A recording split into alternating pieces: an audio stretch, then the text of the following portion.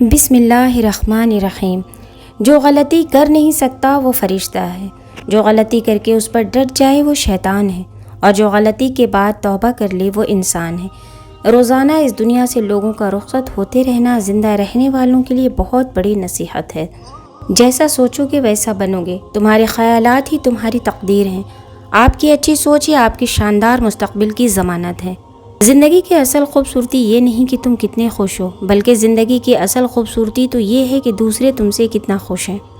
تم حق بات کہنے سے مت ڈرو، کیونکہ نہ کوئی تمہیں موت دے سکتا ہے اور نہ کوئی تمہارا رزق کم کر سکتا ہے۔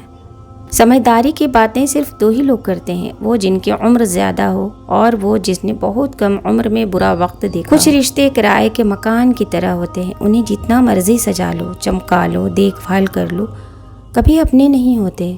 رشتے دل سے بنتے ہیں، باتوں سے نہیں۔ کچھ لوگ بہت باتوں کے بعد بھی اپنے نہیں ہوتے، اور کچھ خاموش رہ کر بھی اپنے بن جاتے ہیں۔ جو لوگ جھک جاتے ہیں وہ کمزور نہیں ہوتے، بس ان میں رشتے نبھانے کی چاہت دوسروں سے زیادہ ہوتی ہے۔ مولانا جلال الدین رومی رحمۃ اللہ علیہ فرماتے ہیں کہ کبھی کبھی انسان بس تھک جاتا ہے ہر چیز سے، پھر وہ خدا سے کچھ نہیں مانگتا، کچھ نہیں کہتا، وہ چاہتا ہے کہ اب بس اسے سن لیا جائے۔ وہ چاہتا ہے کہ اس پر رحم کر دیا جائے، اور وہ رحم کم از کم اتنا ہو کہ وہ محبت کرنے والا اللہ اسے اپنے راستے پر چلا لے اور اسے اپنا پیارا بندہ بنا دے۔ اگر تم خدا کو دیکھنا چاہتے ہو تو اس کا ایک طریقہ یہ ہے کہ تم اپنے دل میں جھانک کے دیکھو، کیونکہ تمہارا دل ایک آئینہ ہے۔